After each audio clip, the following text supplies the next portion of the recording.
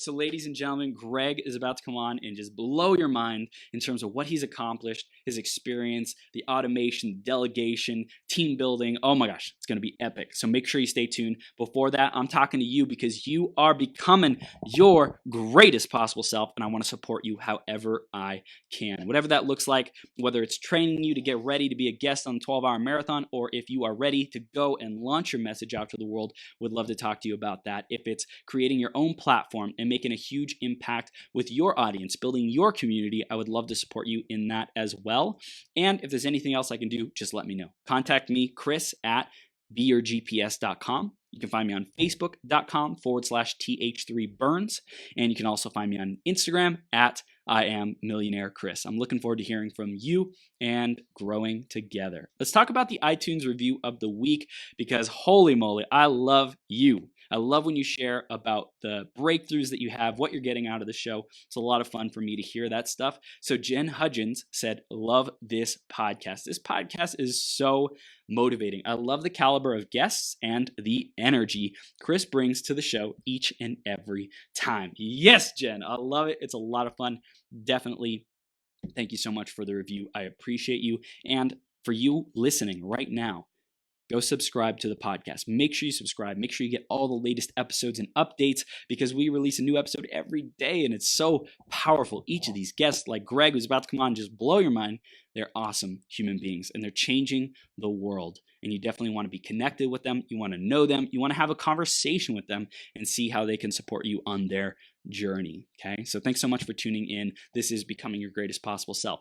I'm going to introduce Greg in just a second here. Before that, grab a piece of paper, grab a pen, be ready to take notes because this guy is going to bring the fire. He's going to bring the wisdom. He's going to bring his life's experience. He has a ton of it, and you definitely want to stay tuned all the way through till the end because one idea has the power to change and transform your life forever. This guy is going to blow it open for you. So stay tuned, and let's introduce Greg and then bring him on the screen. Because Greg Dickerson is a serial entrepreneur, a real estate developer, a coach, and a mentor.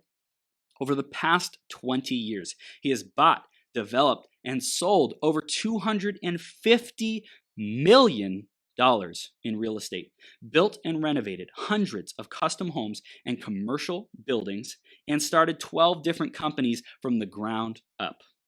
Greg is an expert on the topics of real estate investing, real estate development, and entrepreneurship. He has spoken at industry conferences and mastermind events around the country. He's been a guest commentator on Fox Business with Neil Cavuto and the Dave Ramsey Show, and is a regularly interviewed guest on some of the top real estate investing and business podcasts today. And we're blessed to have him here with us. Greg, are you ready to rock the house, my man? I am ready to rock and roll and glad to be here. How are you doing? I am amazing, man. I appreciate you taking the time to share with our audience you've had an incredible life, man. I saw some pictures of you before we talked, remember? And I said your family is beautiful, man. You got a gorgeous freaking family. You got the life, you got the entrepreneurship, you got a great family. You're just rocking it, man. So I really, really give you kudos, bro. Yeah, I appreciate it. It's been a long journey and, sometimes a tough journey, but yeah, it's all part of the game. And, I'm halfway there, turned 52 this month. Damn. And so I'm on the second half of life, right? Because I'm going to live to be 104. So yes, let's go, baby. Let's go. You got lots of things to do and an impact and legacy you're already making in a big way, man. You're serving a lot of people. So let's dive into the theme of the day, which is money is blank. And so, Greg, when I say that, money is, what comes up for you? Money is a tool that serves a lot of different purposes. So, at the end of the day, it's how you keep score in business. It's a tool to make an effect change in the world. You need it to live, right? Mm-hmm. So the world runs on money. So we live in a economic society that revolves around currency. So you have to make money. You have to make a living. So if you're going to have to get out there and work and make a living, do what you love to do and enjoy it because you're going to spend a lot of time doing it. So, but at the end of the day, to me, it's a means to an end. That's really all it is. Yeah, and I love that it's like you said, it's a means to the end, to an end. It's not the ultimate thing. Money is not to be chasing, millions or hundreds of millions or billions of dollars. That's not going to bring someone joy and fulfillment. It's Right. what they are able to do because of that, the people that they're able to impact, the lifestyle that they're able to create. And you've definitely seen what money can do in your life because you've had a ton of success already, Greg. So it's awesome, man. Yeah, it's pretty cool. And, and there's a lot of people say that money can't buy happiness. Well, those are the people that don't have any, right? So no, I'm just kidding. You hear the old joke, the guy that said, "Hey, money doesn't mean, doesn't buy happiness." He said, "I was just as happy with 300 million as I am now with 200." Yep. So Yeah. I love it, man. That's so awesome. So, Greg, I mentioned a little bit about your portfolio kind of thing, what you've done, your resume in the intro. But I want to hear from you in your perspective. What do you stand for, and what do your clients come to you for today? so people come to me for a lot of things. One, I started from nothing with nothing. I didn't go to college. So I'm not this guy that's this billionaire that, has this pedigree education and had all this financial backing. I mean, I did it Mm, all the hard way from the ground up by just hitting it and getting it and working hard. I'm not the smartest guy.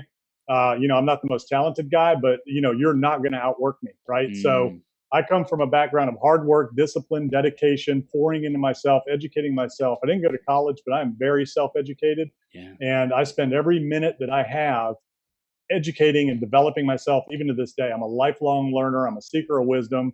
Yeah. And the more I learn and know, the more I realize that I don't know. So, Mm, really awesome how deep you can go in life and self development, professional development. So, people come to me for the mindset of greatness, right? Because you just don't know what you can do. You don't know what you don't mm, know. And when you find out what's out there and what's available, and it's like you said, it could be one conversation, one thing that just changes your life forever in the course of your life forever. So it's really interesting. So I help people with those revelations. I help people find their place in this world. I help them mm. figure out what it is they were created to do, Wow. and then I help them unlock that and unleash the potential that they have inside of them and fulfill their God-given talents, the reason they were created and put on this earth. And when you do that with people and the light bulb goes off, it's an amazing thing. Mm, Especially not only the journey, but once they arrive to where they see themselves. So, that on the personal mindset development side of it, then, at the end of the day, the nuts and bolts are, helping people grow and scale businesses to create cash flow estimates, bigger deals, think bigger, act bigger, and live bigger. So that's really what it's all about. And everybody has their different definitions and interpretations of that. So one thing is not right for another. It doesn't have to be 100 million or 10 million or a billion. mm. It is what it is for the individual. Yeah. So I just want to remove barriers for people, help people grow, develop people, and that's what I've done my entire career. Yeah. Everything else is residual to that. Wow. Dude, I love it. Greg, this is really powerful, man. And just on our pre-interview call, like how much you cared and the questions that you were asking me about what I got going on with this 12-hour marathon and everything that we're up to, it was just so powerful, man. So not only do you have the experience and the track record, but you also like you care and you got a big heart and you really want to see people living their purpose and tapped into their heart, into their greatness, the reason why they're here. So I really acknowledge you for that, and it's awesome. I want to go back into the journey and talk about what were some of those big milestones that you hit that really shaped and changed your life to be the Greg that's with us today. Success in real estate, maybe challenges, things that you had to overcome to be able to get to here. Yeah, everything and all of it. So I went in the Navy right out of high school. That was an experience, and it was a character building, leadership building experience. I'm a Yeah. natural born entrepreneur. Started at a young age, cutting grass, raking leaves, whatever. I'd knock on your door, Chris, my name's Greg Dickerson. I live down the street. I need to make some money. What do you need done? I'll Yeah. wash your car, cut your grass, vacuum your house, watch your kids. I need $5, So, and I would not leave till you put me to work and paid me. So very determined, very disciplined, very outgoing. My mother always told me that I had the gift of gab because I love talking to people. I love asking questions, learning about people. So that was me in a nutshell. So natural born entrepreneur, natural born leader. I was always the captain of every team I played on, every sport. Wow. When I went in the Navy, I joined enlisted and I was put in charge of my section. Didn't ask for it. I was just, boom, dude, take this, take charge of this. Wow. Um, in business, wherever I worked before I started my own companies, I was always put in charge. I was a manager, leader. Mm. What's been most instrumental to me in my career is understanding the power of developing yourself as a leader, right? And a lot of people, there's a lot of definitions of that, but the bottom line is when you're a leader, you're a servant. I have a servant's heart. My gifting is I'm a giver, right? I'll give you everything. The shirt off my back, I'll give you everything, right? I want to help people. I've done it my whole life, and so once you understand what a true leader is, it's a servant. Everything else just kind of flows from that. So I developed myself there first. And then I just took some steps along the way. Like when I decided to leave the corporate world and start my own business, because I always wanted to have my own business, that was a journey, right? And I stepped out and I went after it and I did it, and started as a little remodeling contractor and handyman guy. And I did 250,000 in sales my first year. Wow. I remember my first job was $500, right? And I was like, man, I'm here. I am 29 years old. I was like, dang, if I can do this like every week, I'm set, right? And it didn't take much back then. This was 1997, and my wife was a school teacher, and, I'm making, I don't know, 50 grand a year doing my own little thing. And so, hey, life was great. And, from that point, 7 years later, I was a $30 million company, one of the largest builder developers, in the area. And I started 12 other businesses along the way. And so I've got a lot of different experiences. I've done a lot of different things. I learned from mentors in my life during that period. I learned from just getting out doing it the hard way, because you didn't have the internet. You didn't have all of the resources that we have now. You just had to go do it and learn it. And I learned by asking questions. I learned by setting my ego aside. One of the other gifts I have is I know that I don't know anything, and I'm not afraid to ask for help. I'm not afraid to listen to others. And I hired people better and smarter than me that had more experience, and I am not threatened by that at all. That's where a lot of business leaders fail, is they get intimidated by their employees that are better and smarter than them, or they won't hire people that challenge them. Man, I'm like, dude, I want the best, right? That's how you grow and scale. So just those types of things along the way. And then there's different milestones, right? So there's the first decision of, hey, I'm going to step out and start this business. My kids were little, I didn't have a whole lot to lose at the time. So, that was all right. I had no money. I just went and did it. Then the next step is leasing an office, right? So I get this office warehouse, $800 a month. That was a huge signing that lease, man. That was a huge step. So I remember that. And then, after that, it was, growing the company, then doing my first real estate deal. It was a lot flip, that a realtor came to me and said, hey, we can buy this lot. And my dad's got a client that'll buy it and pay us 30 grand more. You put up the money, I'll do everything else. I did that. We split 30 grand, made 15 piece. That was just amazing. So then it goes from there. Now you need a bigger office, then you start building bigger houses, and you start doing development, just one thing after another. So it's just so many different things. And each company, so as you do more of that, you get more and more comfortable, you get more and more confident. And then next thing you know, you just do, So, and then when people say, hey, how do you describe Greg Dickerson? People that would describe me, they're like, hey, be careful what you tell him, because you're going to do it. So I'm one of those guys, if we're going to sit and brainstorm, it's not like, oh yeah, great, catch you later. It's like, well, let's go.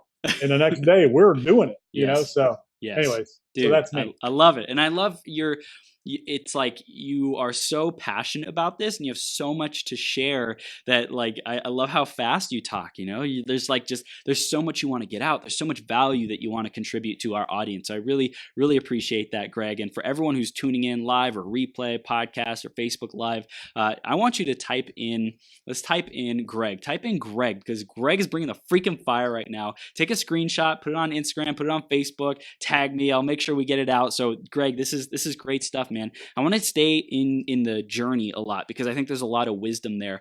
And you mentioned that you were always the team captain. What was it about you that had you selected as that role? And how would you teach others to be that way, so that they get leadership positions, so that they step into their servant, so to speak, mindset? So, again, I was just kind of wired that way, where, if there was something to be done, I just step up and let's go. And I would just bring people together, but not in a way like, hey, you over here, hey, you over there. It's like, hey, let's go. Yeah. Like I said, it's that whole, you tell me you have this idea, you want to write a book.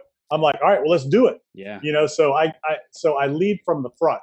Okay. So I'm not in the back going charge. I'm out front going, let's go. Yeah. So it's leading from the front, number one. And then it's the leader goes last, number two.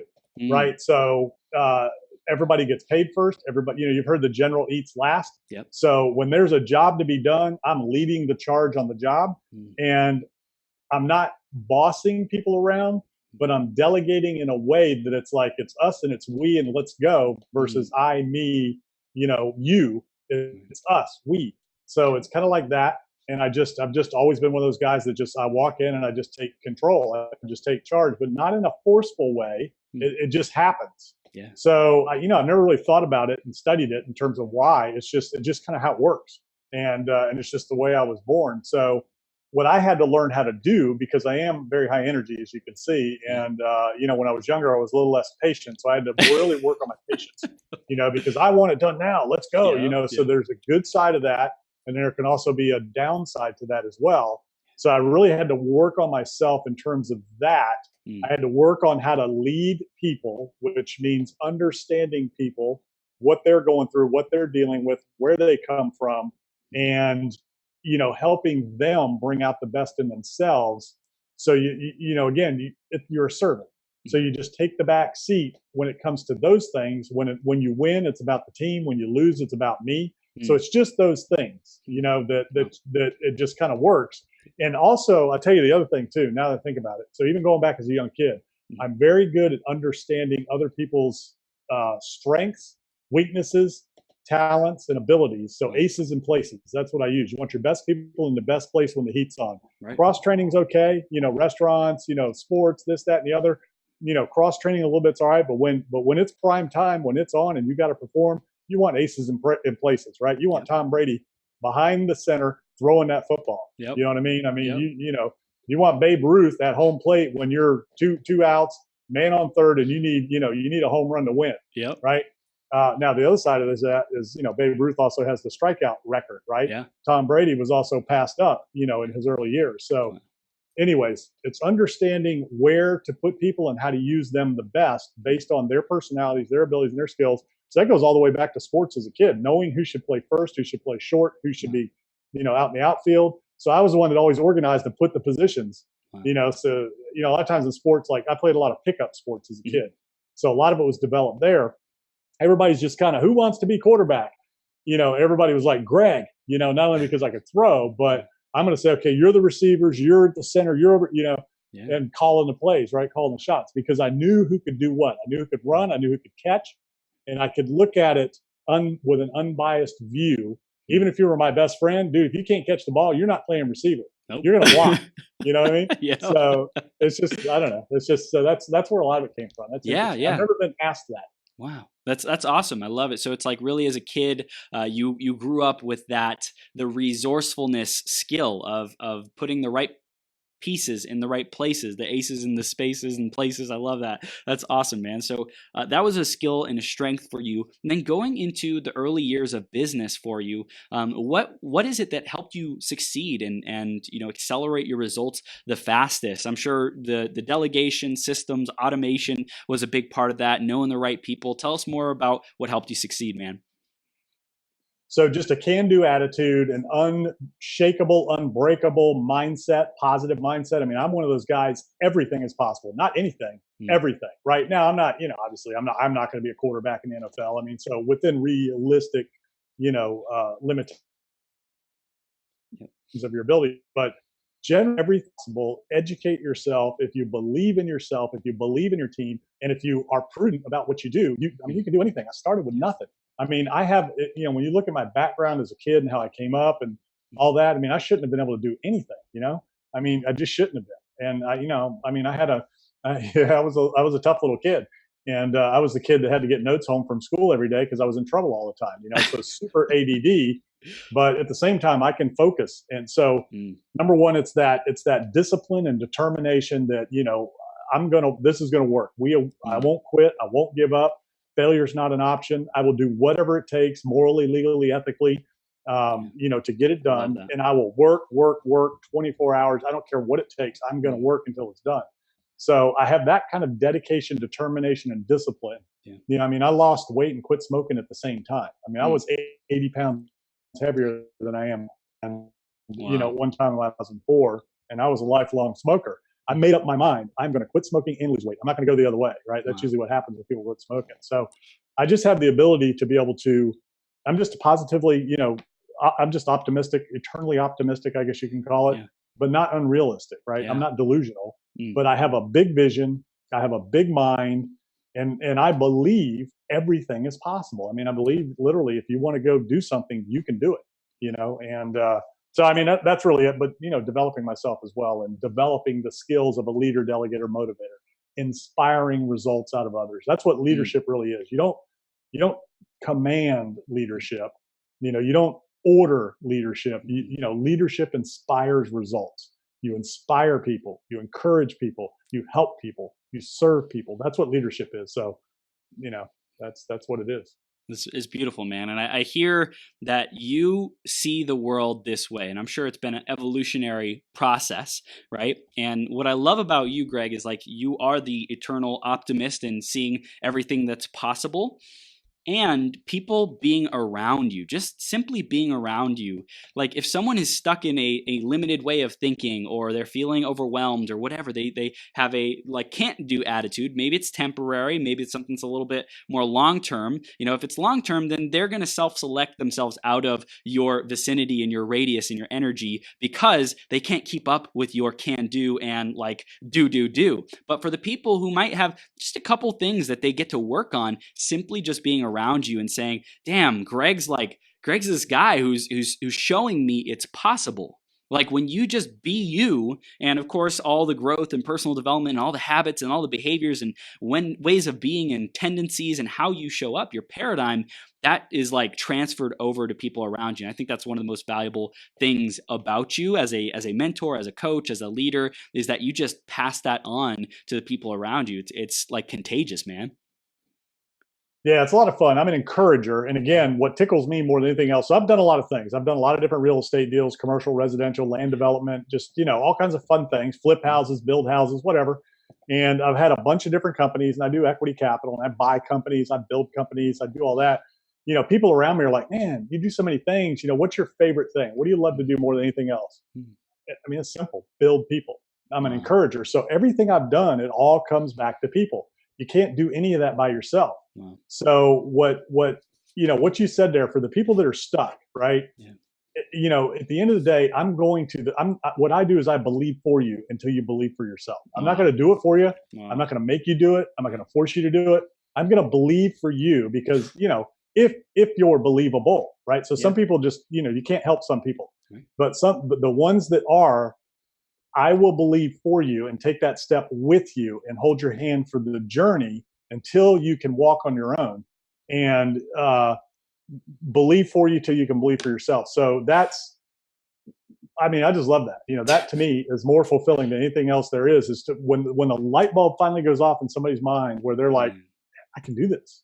I just, and so that's what it is. It's just taking that step, taking that action, building the muscles of belief and the discipline of the big ideas and the big thinking. Because once you have a little bit of momentum and you get out and you get started, like starting a podcast, people will toil over starting a podcast. Once you record the first episode, it's done. You're like, man, wasn't that hard? And then you just keep rolling, right? Yeah. But there's so much information now that you'll get stuck on, I don't know, which platform. All right, wait a minute. Do I need music? Do I need this? Do I need that? Just record the thing. Yep. Just record it and go, Yep. and then build it from there. Yeah. Dude, this is great, man. So I want to talk about how your experience in real estate helped you to just be an overall better entrepreneur and leader. Because now you're in a lot of different fields. You're staying up to date on podcasting, being an influencer, building audiences and tribes and communities. So I want to talk about what were the key things in real estate that helped you be even more successful today. It started with restaurants. So my DNA, I'm built from a restaurant perspective. So in the Navy, I did retail. We took care of the ship stores, the vending machines, the barber shops, the laundry. So we were called ship servicemen. So we were the guys, if you want anything, you had to come to me, right? So that's where it started. And that's where I learned business and accounting and things like that, was through that. Mm-hmm. Then when I got out, I had construction jobs during the day and I worked in restaurants at night. And then I got into management at restaurants. And that's where I learned how to manage people, how to, what is it? Myers-Briggs, Yep. different personality types of Myers-Briggs, disc profiling. So I learned that and, really learned more about how people operate and how they think and what they're, so I got a lot of great management training from the restaurant industry on the personnel side, interviewing, recruiting, hiring, training, all that. And then also the business side and the numbers. Real estate, restaurants are all about squeezing a nickel out of a penny. You got to watch every single little, a nickel out of a penny. That's not easy to do. So that's what restaurants are all about. Very low margin business. You got to watch every single line item. I mean, you got to watch every ounce of cheese, every ounce of steak. I mean, you're measuring and managing everything. So it's metrics and KPIs down to the minute level. And when you have 500 restaurants, a quarter teaspoon of cheese over 500 restaurants is $100,000 a year. One little quarter teaspoon. Wow. So that's the kind of stuff you're looking at, right? So that's really what built. Like I said, what happened was I got into construction instead. And those two businesses cross over very well because construction is about people and it's about numbers. So to me, it's the same thing. And then I realized, hey, every business is about people and numbers, right? So my philosophy, like everybody knows, Marcos Lemonis, his whole, philosophy, people, process and profit. Yep. So mine was always people, operations, profit, which operations is the process, right? Yeah. Or, I'm not sure what his thing is, but it's people and it's systems and it's numbers and it's profit at the end of the day, no matter what business you're in. So I was able to transfer that over into building first. And then through building, I learned real estate. And I mean, and all of the things that go along with it and how to invest in real estate, got my real estate license. So learned it at a very intimate level, doing at all levels. And even the technology. So, I mean, you're talking to a guy that I didn't even send my first email till like 2001. I didn't really know how to use a computer. I was dictating to my office manager and she would type up my emails and send them out. And smartphone. I didn't start using a smartphone until 2011. So I was somebody that had to get up to speed on technology. Now I'm very good. I mean, I can use all of it. I'm very good with technology and internet and, all the stuff that's out there. So it's constantly learning, constantly developing yourself. And it's just one thing led to another. And it's just interesting how much different businesses and industries cross over. They all have their own language. They all have their own metrics. They all have their own little tricks of the trade nuances. Yeah. But at the end of the day, it's people, it's, operations, and it's profit. This is gold. This is gold, man. I want to talk about personal development for you because that's been a huge part, self-growth, self-improvement. And you mentioned on our pre-interview call that like you listen to music very rarely, but you're constantly listening to books, listening to podcasts, like growing yourself. Tell us a little bit more about how you develop that kind of a mindset and how you encourage people around you to do the same. Yeah, and I read too. So, that's when I'm out and about moving around exercising. Like when I'm exercising, I don't have music playing, even working out. I've got a podcast, I've got an audiobook, something. But, I guess it's something that I kind of always did. But again, going back to the restaurants, when that company hired me, they said, hey, I want you to read these 3 management books. And then I want you to read these other 2 books. It was like 5 management books that you had to read. So that's when I started realizing how powerful that kind of stuff was, right? Before that, this was 1995-ish when I went to work for that company. I'd never really thought much about educating myself or pouring into myself until I read those books and I started reading that. And then I was like, dang, the light bulb went off. Yeah. So then I became a voracious reader.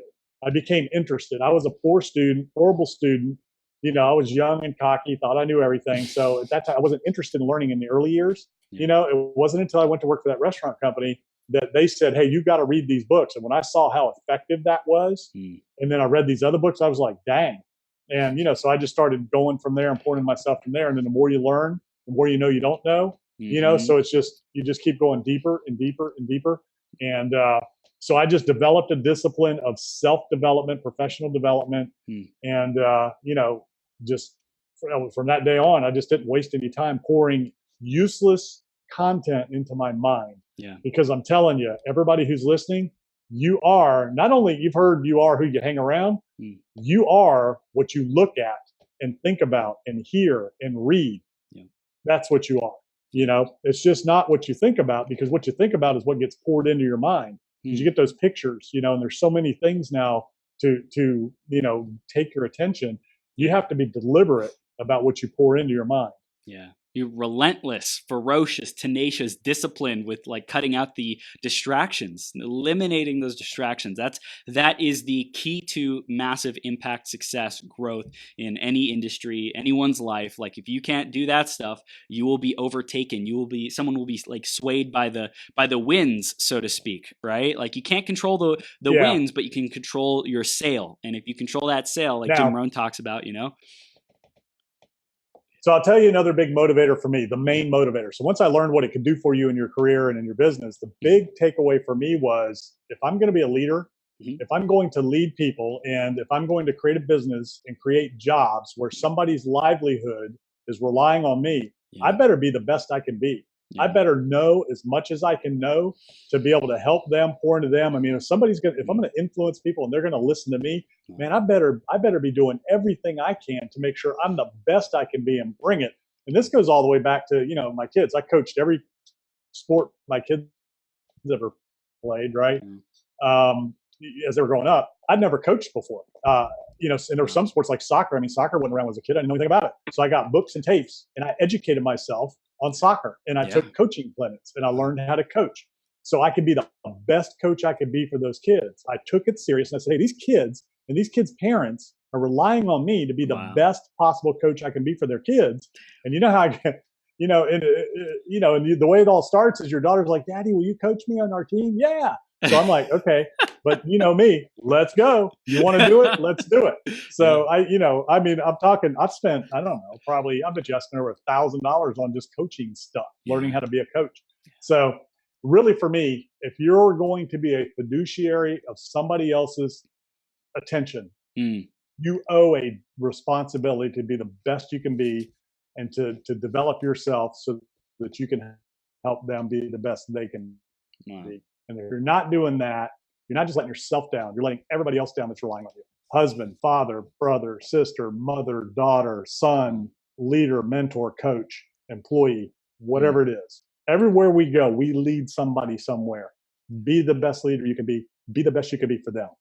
Yeah. So. And Greg, I love this. This is so powerful. I just feel the determination for you to make a positive impact. Like it's truly the servant mindset and the servant heart. Like you are just being that, the servant leader. I love it, man. And I think just listening to this is super inspiring for me and for everyone who's tuning in. So if this is resonating with someone out there who's watching or listening right now, like type in servant, like take a screenshot, type servant, because this is literally, in my opinion, and I think Greg's opinion too, it's literally how you get anything that you want in life. Like help enough people get what they want, be a servant leader, like put other people's needs first, solve those big problems that other people are facing, and then you can have anything that you want. So really tag us on social media. This is awesome and epic. And Greg, I wanted to ask you about one particular thing. You, in your younger years, you were confident and maybe a little bit cocky, maybe a little bit know-it-all type of person, right?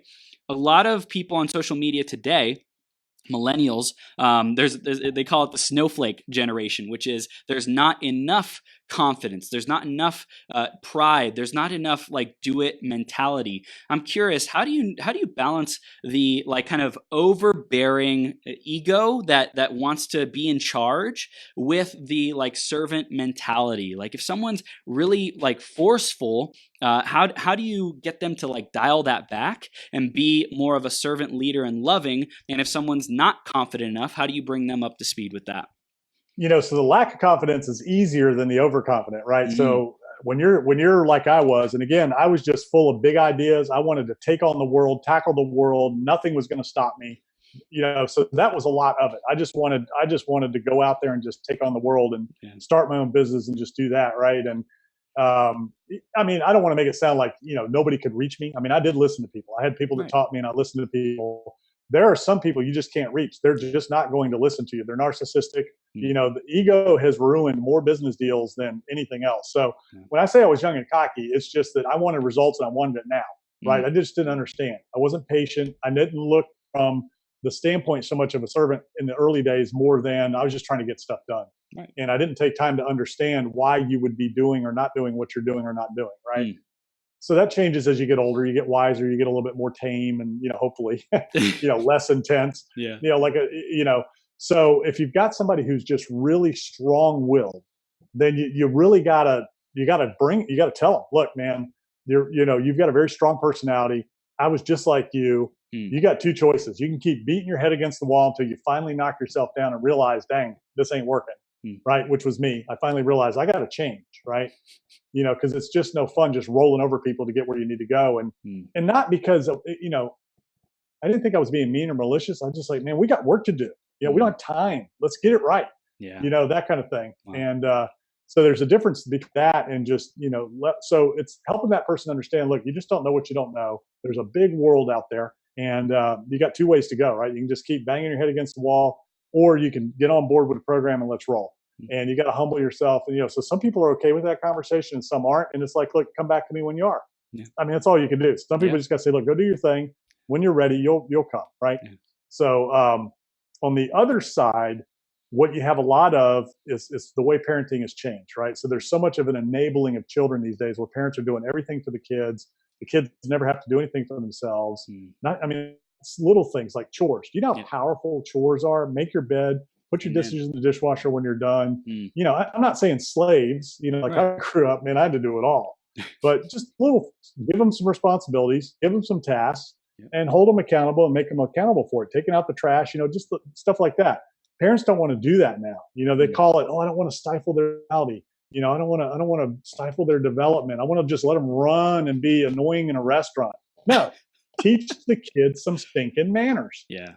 And teach them how to shake hands firmly and look somebody in the eye and smile and be happy and be positive and be proud that you got up and made your bed and took the trash out and I didn't have to tell you. So it's those types of things that you start at a young age.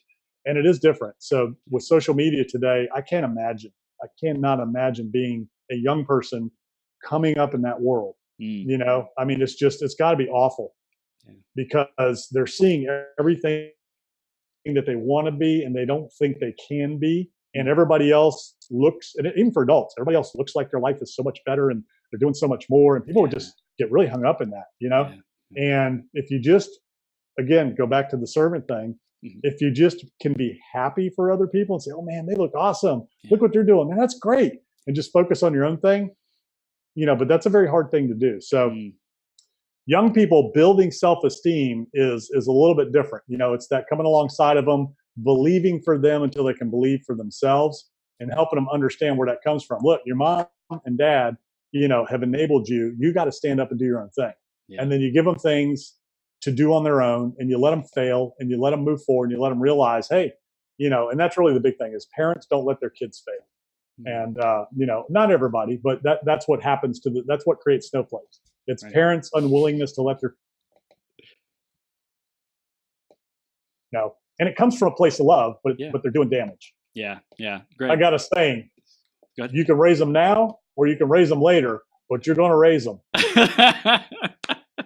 That's and great, what's the average age of kids, leaving home now? Is it in their 30s now? Kids are staying at home with their parents. Man. You can raise them now or you can raise them later, but you're going to raise them. Man, it's powerful. Greg, this is so powerful. Timely wisdom for our audience, both parents and we have millennials tuning in. So this is really great stuff to be able to relate with people around us, to lead ourselves better. And I want to talk about the particular aspect of scaling, because you've scaled effectively and especially creating assets and cash flow. That's something that you've really been great at. So let's dive into the mindset of scaling and creating additional assets and building bigger businesses.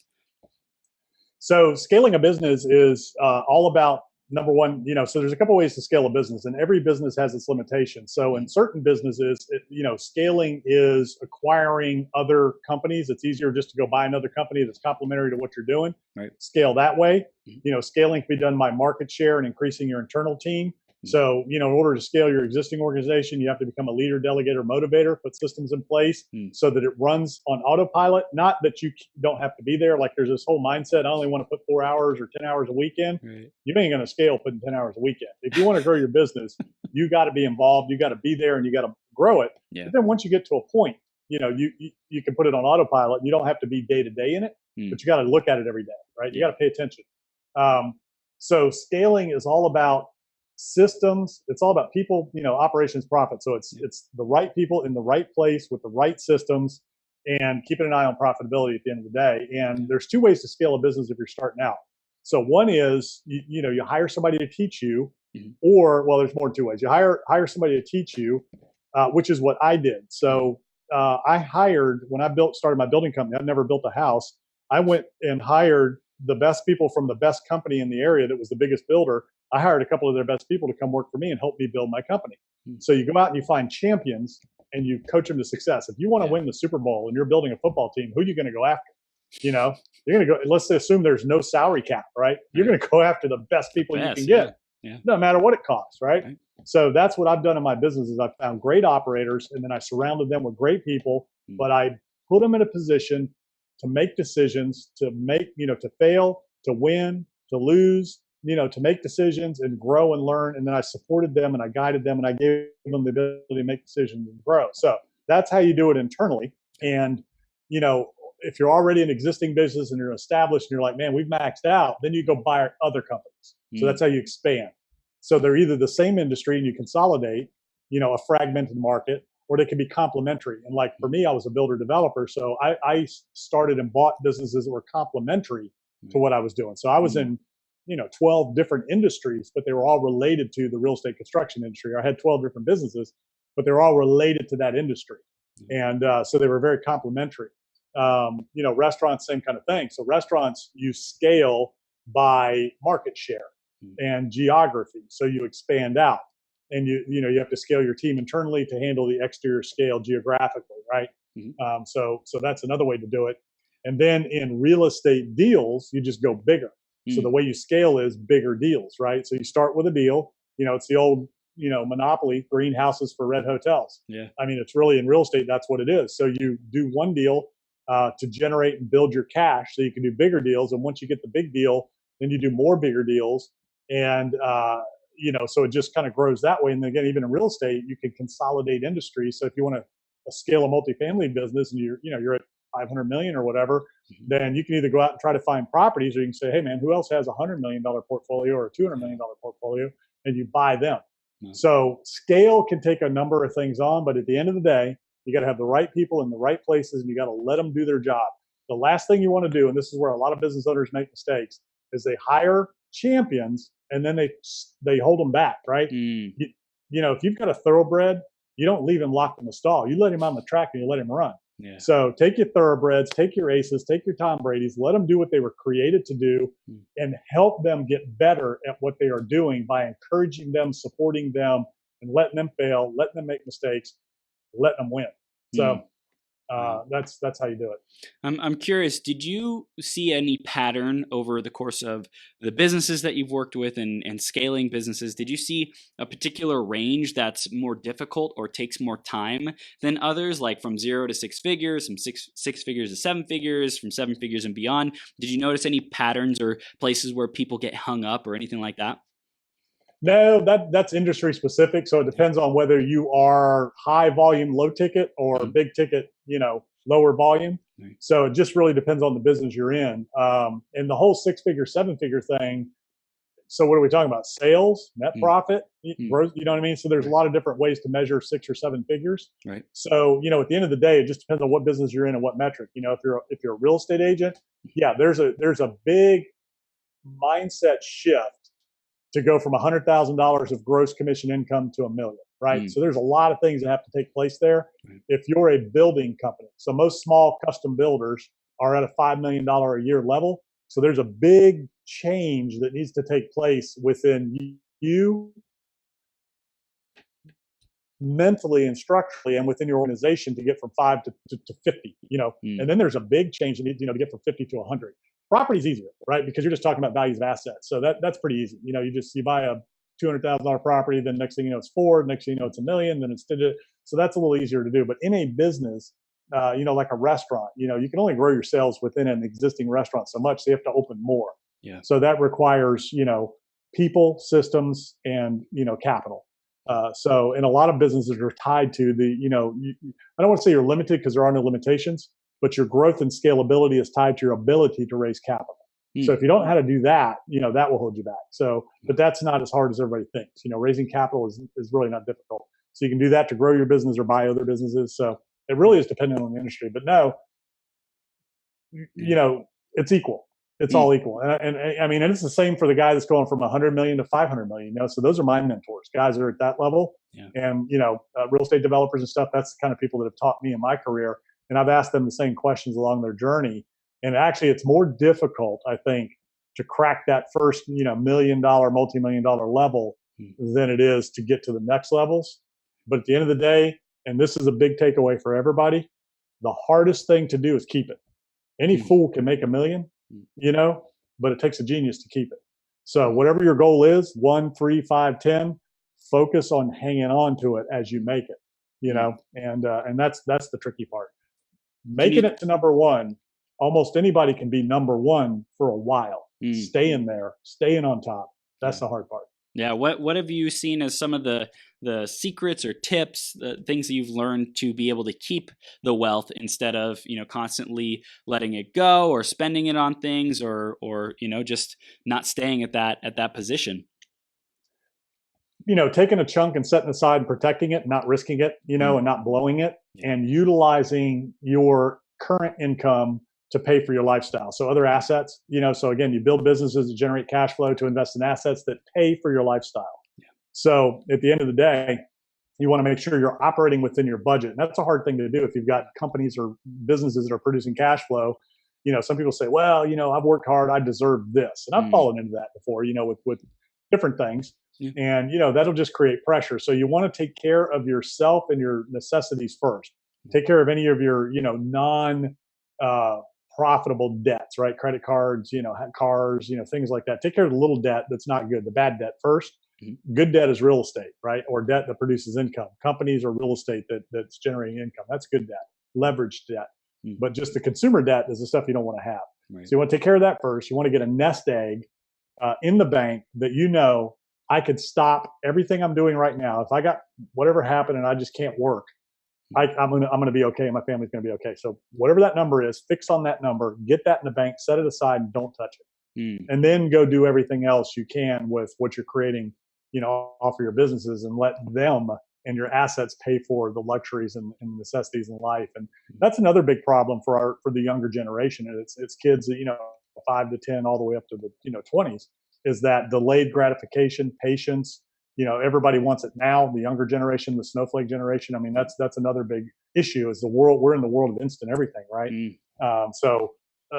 Back in the day when I was coming up, man, you had to wait for stuff. I mean, remember dial-up internet? I don't know if you ever experienced that. But, I did. I mean, yeah. Sometimes you'd wait 5 minutes, to connect, and then a page. Remember how the page would load real slow like that? These kids haven't experienced that stuff, and what they think is slow now is fun. Oh, but anyways, it's those types of things, what that one thing, all of that boils down to one word: discipline. So it's discipline in your self-development, it's discipline in your daily habits, and it's discipline in your financial habits. Yeah. So that's really what it boils down to: is you've got to be self-disciplined. You're not going to be successful if you're not self-disciped. Unless you're just a genius, and you've got you created Facebook, then you can be a whatever. Right. And I'm not saying Zuckerberg is or isn't. I'm just saying if you created Facebook and you all of a sudden get hundreds of millions, this one doesn't matter. You just had this idea, Well, now it's about keeping it, right? Exactly. Yeah. Again, to keep it takes discipline. Yes. Yeah. So I love this. And a thought that popped into my head, Greg, is starting kids off young with the investment mindset.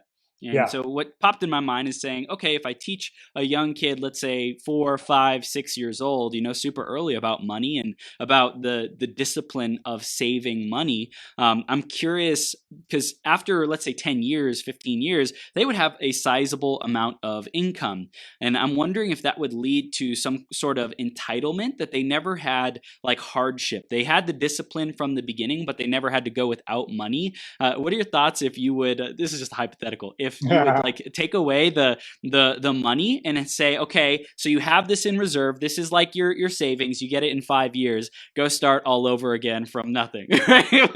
What do you think of that mindset? I don't know. That'd be an interesting experiment. What I like is, my kids have all worked, at a young age in the way, just like I did, and it was my money to spend. My parents didn't take it, keep it, control it. Now, we do sort of force them to save a little bit, but the first thing I talk to my kids about in terms of money is investing and giving. So I taught my kids at a young age to give a percentage of what they earn, to be charitable, Yeah. and to be able to earn money so they can give. So one of the things that I've had as a philosophy in my life is to make sure I carry cash. Like a lot of people don't carry cash now, and people ask me, man, why do you carry cash? And I'm not going to talk about how much because I don't want anybody like waiting for me outside my hotel room. I'm traveling today, but so I always keep cash on me so that if you go buy the bucket on Christmas, you can drop in some money. Right. The kids selling Girl Scout cookies or raising money for Pony Club or Little League Baseball, car wash, you got cash. Yeah. So you want to have cash so that it's a wealth abundance. It's a wealth mindset, right? Versus a scarcity mindset of, man, if I got it, I'm going to burn it. I like cash, like give it away. So my kids grew up learning that, Dad, why do you keep, this in your wallet? I'm like, so we can give it away. And they're like, wow, and I would let them do it. So I would give them the money and I'd say, you go give it to them. And not only give it to them, but thank them for taking their time out on a Saturday afternoon when they could be at the beach. We grew up in a resort area, beach, right? They could have been at the beach surfing, hanging out, having a ball. They're out there in the hot sun selling Girl Scout cookies or washing cars for Little League. So I make it a point to stop at those things and let my kids donate the money. And by the way, once I got healthy and lost weight, I no longer accepted the cookies. I just gave the money and said, you keep the cookies, sell those to somebody else. We just wanted to reward you for giving up your Saturday and support your organization and thank you. And they're all just like blown away. They're like, nobody thanks these people for doing what they're doing, right? And I've been the dad on the other end of it with my kids out there asking for donations, right? So anyways, I've taught my kids at a young age to be givers first, to be investors second, and savers last. Give first, invest second, so then you can save. So I've never controlled their money. I've let them make their own choices. And I will tell them, look, you're working hard, you're going to blow all your money. And they made that choice and they blew it. And then they saw, man, I worked all summer and I made $3,000 and now it's gone on food and clothes that I outgrew. And so that sticks with them, right? Yeah. So I think you got to let them fail a little bit so that, once they get out there. And then you hear some of the wealthiest people in the world say they're not going to leave their kids any money because they don't want to stifle what they were created to be.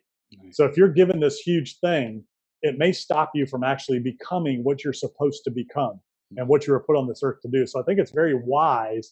And they're saying that there might be a little something tucked away somewhere once they hit their 50s and they've gone through their life, who knows?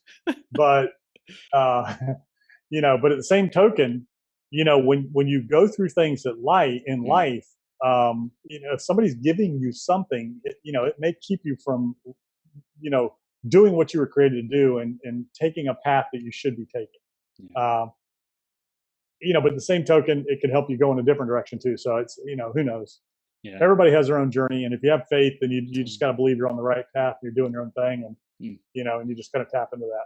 Yeah, that's powerful, man. And I love that it's really trusting the journey, you leveraging the faith that everything's working out for our highest and best good. And I also love how you mentioned with your kids, like having them fail, like that failure is such a great learning tool, a great lesson that life teaches us. Tell us a little bit more about your mindset about failure and how you coach your companies that you work with and business owners and entrepreneurs to around failure. How do you coach them around that?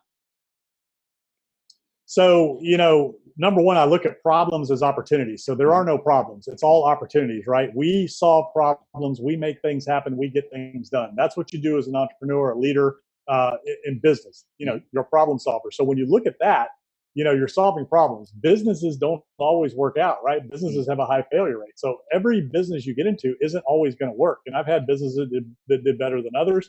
I've had some that didn't do so well. So you're going to fail.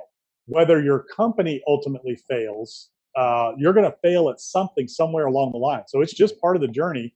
It's part of life. But, again, it's like Babe Ruth, he had the home run record of, best hitter of all time without steroids, right? But he also had the strikeout record.